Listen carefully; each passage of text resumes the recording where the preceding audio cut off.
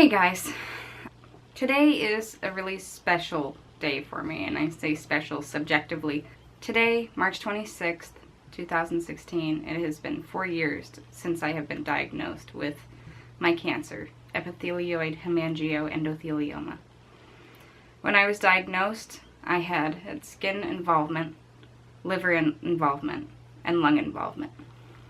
4 years later, I have severe liver involvement to the point where I'm waiting on a transplant. I have lung involvement still that has progressed slightly. And as of last year, bone involvement, some spine lesions.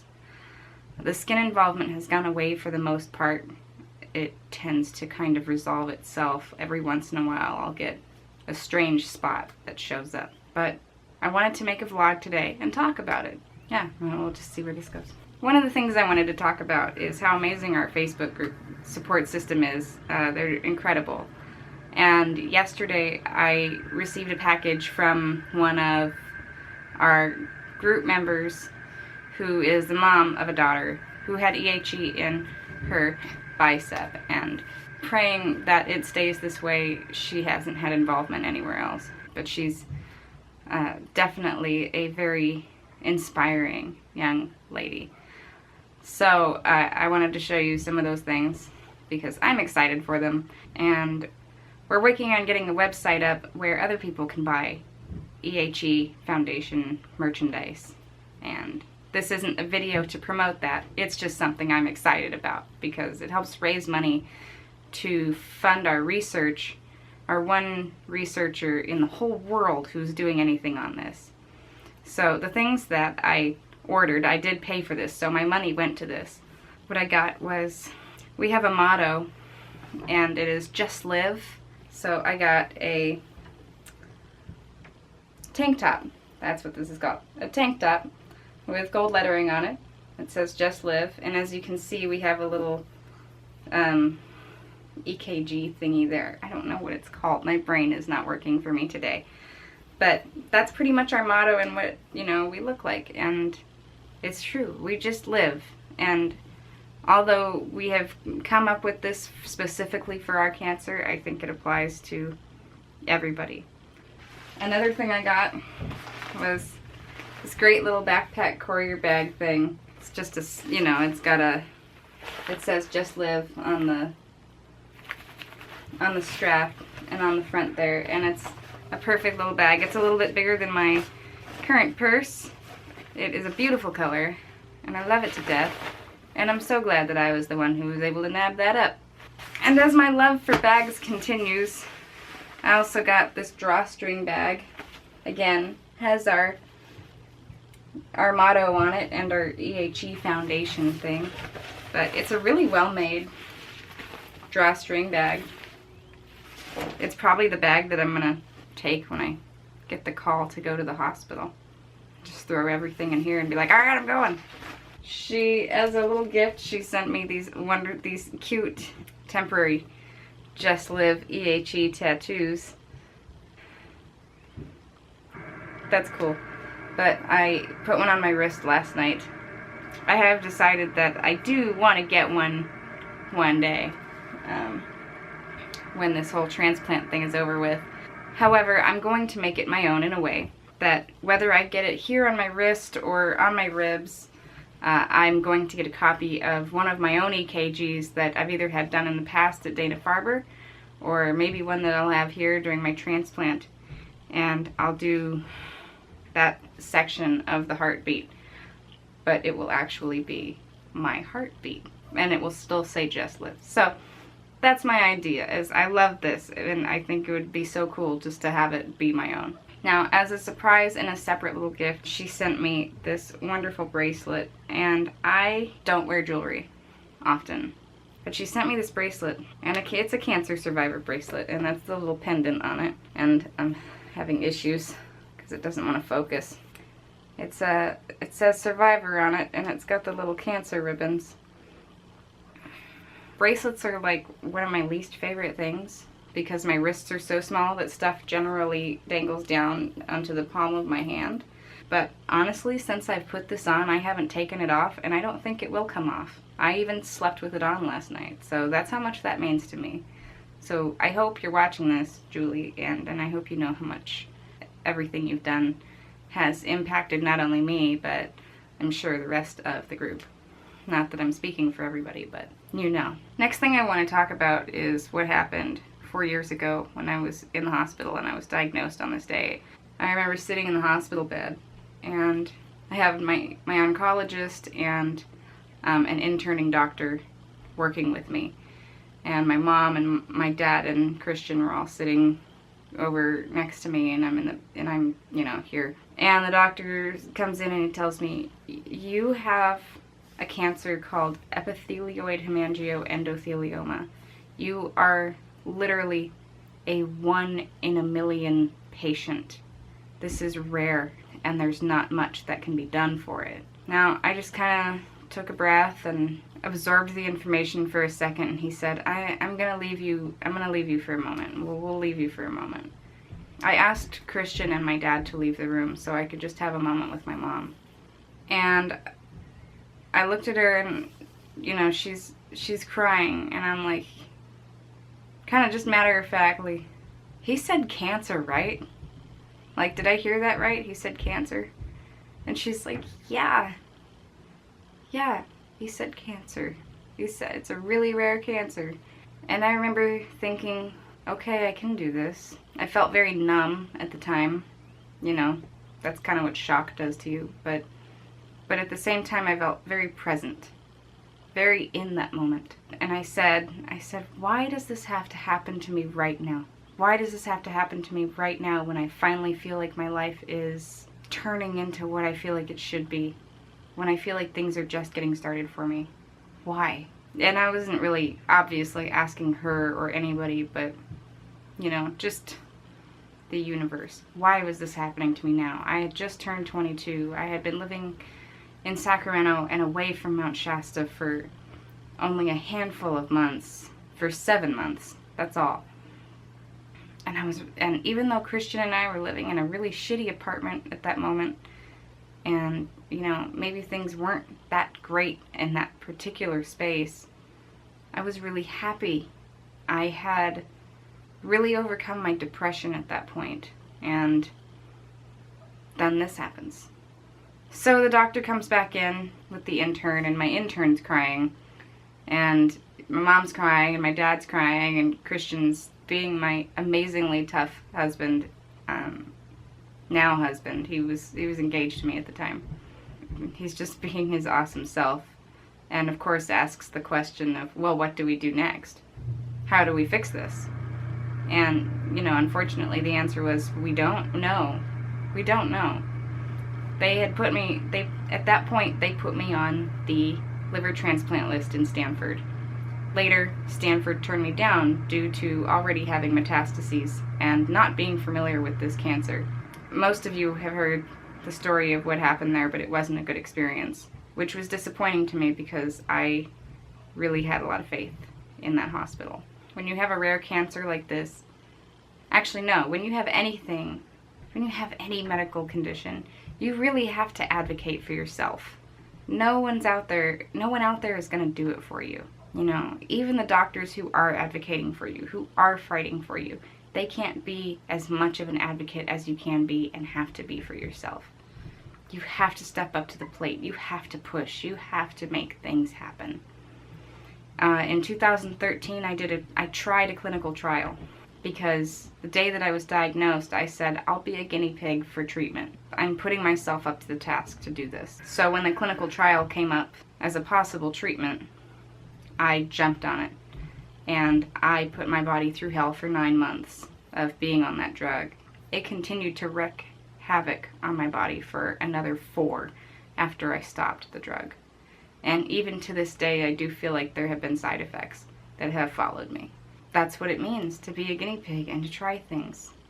But to be young and healthy and be able to do it, as opposed to those who are maybe not so healthy otherwise and can't. At the end of the trial, I was told that I was the patient who was on it the longest and tried it the longest, and they couldn't believe it. They couldn't believe I let it go on that long, but I let it go on until we saw growth. After we saw growth, we came home, And I came home on Thanksgiving Day 2013, and that was the last time that I came home from Dana-Farber. That was a really, really powerful time in my life. I was really alive. I was really busy. I was flying every other week, making 48-hour round trips with a doctor's appointment in between, from here to Dana-Farber, which is in Boston, Massachusetts. And I mean here, I shouldn't say here because I'm in Wisconsin at the moment. By here, I meant Sacramento, California. 2014 was just a downer year. We couldn't find anything. All through this whole time, no one's really been suggesting any treatment that's, you know, anything other than wait and watch. Let's just wait and watch it and see what it does. And while we're waiting and watching to see what it does, it's growing and progressing. And nobody's doing anything about it. And at that point, I didn't really understand, not that I didn't understand that I needed to be my own advocate, but I didn't quite know how yet. In 2015, we took a leap and contacted University of Wisconsin-Madison, thanks to another patient and his family who had been treated here and had a very similar case as to mine. Same cancer, same kind of metastases, and he had a transplant done, and he's been doing incredibly well since. So we contacted the surgical team who did his, and they took me right on last year in February. They put me on the list. They said, we want to do this, and we'll let you know when you get close to the top. And a year later, in February 2016, I came out here to Wisconsin to wait, because I'm currently sitting at the top of the list. And it's probably one of the most stressful and anxiety-ridden parts of this entire process. I'm just waiting for the call to happen, and I feel like it's never going to come. I have to admit that I have received 2 calls for a liver so far. One I got on Super Bowl Sunday before I even flew out here, and I couldn't take it because I was so far away. You know, they need you at the hospital within a certain amount of time, and there was no way I was getting from Mount Shasta, California to Madison, Wisconsin in 4 to 5 hours, which is about the time they want you there. The second call I received after I got out here, and that was on March 5th. And this is hard for me because I'm feeling doubt in my decision to turn down that liver because of the circumstances at that moment. It wouldn't have been my doctor doing my surgery, but I have a little more knowledge on why that is now. And now I know that he does want to at least be assisting, so he wasn't even in town when I got that call. So I guess that's the good I can find in turning it down. It was also an at-risk liver, which sounds scary. At risk means this person has had habits in their life that could mean that they have hepatitis C, HIV, stuff like that. Now, this can mean that this person had a blood transfusion, or drank, or did drugs, or served jail time. And that's a pretty wide range of stuff to happen in someone's life for them to be considered at risk. But the doctors who picked it for me really suggested I take it, and I turned it down because I wasn't comfortable with it. And, you know, yes, I am still confident in my decision of turning it down. I'm at the point where it's, 3 weeks later, and I'm feeling like I'm never gonna get that call, which is probably the hardest part. And I can't be more than like seriously a foot away from my phone at the time. I have never had phone separation anxiety until I got here to Wisconsin. I feel like I'm gonna miss the call and miss the liver and miss out on my surgery for the next one. And seriously, I can't even, the bathroom is literally across the hall. I can't leave my phone in here with the ringer on full blast and go to the bathroom to do something with the door open, with both doors open, without feeling like, where's my phone, and having that kind of anxiety is just tough. So that's where I'm at now, just waiting for that. What I want to move on to now are my wonderful friends and family and support system. I asked on Facebook for people to give me their input. I wrote on Facebook, friends and family, tomorrow, today, whenever you're reading this, March 26th is my 4-year cancerversary, and I want to do a special vlog about it. I'm asking for your input in this video. Anything you want to ask, acknowledge, say, or whatever, message me or comment here. I do these videos not for myself. but for all of you as well. And by all of you, I mean all of you who watch. Whether I know you or I don't know you, you're a part of my support system, and you're part of what keeps me going and makes me smile and makes me laugh every day. So I want to read the comments on here and move into a happier moment for a second. So Judith Romero, who is Christian's great aunt, wonderful woman, says, "My darling, I hate that you have to go through this, and I pray every day that you get well, and though you may feel alone in this fight, we are all here with you. Your strength makes us all stronger. I love you, AJ." Aunt Judy, thank you so much. There are definitely days I feel alone, and then someone will message me or text me or send me something like this, and I'm reminded that, you know, I am surrounded by love, and I'm surrounded by wonderful people. Next person who commented was Heike Tinney, who I've known for ages. She's a co-worker of my mom's and one of her good friends. And she wrote, "Joanna, I want to say that despite all of the pain, the tests, the probing, the unknown, the fear, the why me, and all the other life challenges unrelated to your cancer, you have faced this diagnosis with an incredible courage, love, wisdom, smarts, and openness for others that I can't imagine I could have come up with." Thank you. That's nice to have acknowledged, because it's hard. You've found new passions despite this cancer. Motorcycling, vlogging, coloring, sushi, makeup, hair, just to name a few. And that's true. I didn't start motorcycling until I got cancer, until after I was diagnosed. I started getting into motorcycles in 2013. I have a lot of people to thank for that too. But the cancer did definitely push a major step forward with that. She continues to say, "You have grown and gained wisdom for life at a speed and with challenges that seem so unfair for someone as young as you to have. And as you have dealt with it so open, communicating to all of us, letting us in, and being approachable and being open to anything, from a trial of new medications to fun adventures and anything anyone ever wants to ask you. I cannot imagine how you find the strength, beauty, and joy sometimes, but you always come through, again and again. I love you like a daughter I never had, and I'm here for you right by your side. I am not as good with words as you are, but I hope the message comes through. Heike, it really does, and I really do appreciate it. I appreciate all of the support and love and the acknowledgement that, not to toot my own horn, but yeah, I have gone through this with incredible strength. Strength that I didn't even know that I possessed. And I think that applies to a lot of people who are diagnosed with cancer. You either fly or you fall, and, you know, so many of us fly because we don't have a choice, because nobody wants to fall. Falling's not fun. My friend Jerica wants me to do a segment on what pickled liver will taste like, and that's an inside joke, because if my liver wasn't going to Dr. Brian Rubin in Cleveland, where he's going to be able to do amazing, awesome research on it, having a whole liver is just an incredible thing. I was always joking that I would have it pickled and sent to my house so that I could put it on my mantle.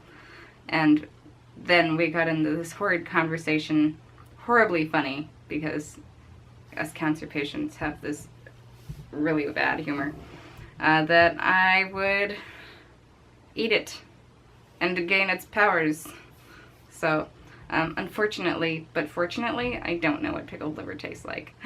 But thank you for that suggestion, Jerica. It's just funny. I love you too.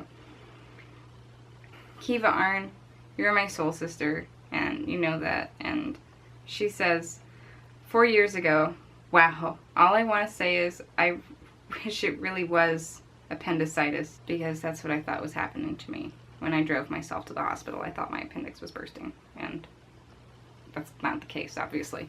Then you could have had your appendix out, and we could have hung around watching movies, eating things you probably shouldn't eat, and trying not to make you laugh because it would have hurt too much.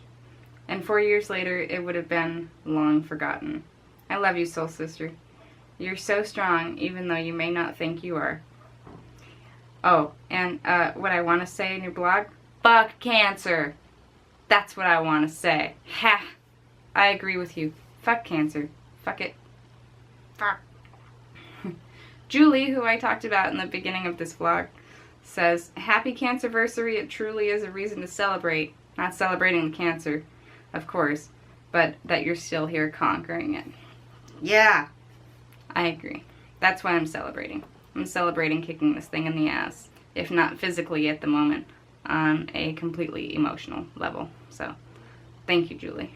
And Angie, Mom, my motorcycle mom. Oh, goodness. Hello, love, where do I begin? You selflessly were my rock during a time when I needed one the most and needed to learn how to be one again. And you never once complained despite your own pain, which I knew nothing about at first. Thank you for helping me be strong again when I should have been the one being strong for you. There's only a handful of people in this world I trust, and you're at the top of that list. I love you more than my own family, and ditto to what Kiva said, fuck cancer. If anyone can beat it, it's you. Angie, thank you. And I know I tell you this all the time, but in being there for you in a part of your life where you needed someone, you were so unknowingly there for me. I know you don't feel like it, but you really were. And our friendship grew, and our relationship absolutely blossomed. And I couldn't be more proud and honored to be your maid of honor and your wedding in September. And I promise I will be there, and I will be kicking ass, and I will be dancing all night long with you guys. I love you. Lynn messaged me this morning, and Lynn is one of Ellen and Mark's daughters, who Ellen and Mark are who we're staying with. And she says something that resonates with me and that I want to resonate back to you guys because I feel it so much. I want to say that despite the circumstances, I feel very grateful to have you in our lives, and I have really enjoyed getting to know you. I hope we get to spend more time together while you're here, and I think you are a superhero. And oh my goodness, Lynn, can I just say that you guys have completely accepted me into your family, all of you, your sister, your brother, your mom and dad, Kef, everybody here has accepted me and my mom into your family, and it's just been the most absolutely gracious thing that I have felt in a long time. And I'm sorry if that hurts anyone else's feelings watching this. But I'm so completely comfortable here, and I feel like I fit in, and I feel confident that no matter what happens with this, when it happens, I have a family away from home family who I can, if I need to, rely on. And I know you guys have so much going on right now with other weddings and stuff, and I'm so sorry that this is happening during all of that time. But I cannot thank all of you enough for how you have accepted and treated me. Last thing I wanted to touch on, this vlog is getting long, but last thing I wanted to touch on was that no matter who you are or where you are in life, no matter what you're going through, be it cancer or depression or anxiety, or you are just having a bad day, don't give up. Even in the worst of times, there is still light. There are still good things to look forward to, whether you make those things for yourself or other people help you find them along the way. I can definitely tell you that I am not strong. I am not this person 100% of the time. There are nights that I lay in bed and I cry and I wish that it wasn't me. Who wouldn't? But I would rather it be me than somebody else, and whether that's noble or not, I don't care. It's who I am, and I don't say it because I'm trying to be a hero or whatever people may think of that. I say it because I believe it. I know with everything else that I've been through in life, which is honestly minimal to what some people have gone through, with what a lot of people have gone through, my life has been relatively easily. It can always be worse. Things can always be worse. Find the light in your life. Whether it is a sunny day or a rainy day if you like the rain, or if it's having a baby smile at you in a grocery store, or, things like that. You've got to look at the little things and really be present and be in the moment and look at life hard and look at life in the most positive way you can, even in the hardest times. And I have definitely got some people in my life who are hurting and going through some hard stuff who I just wish I could just take their pain away.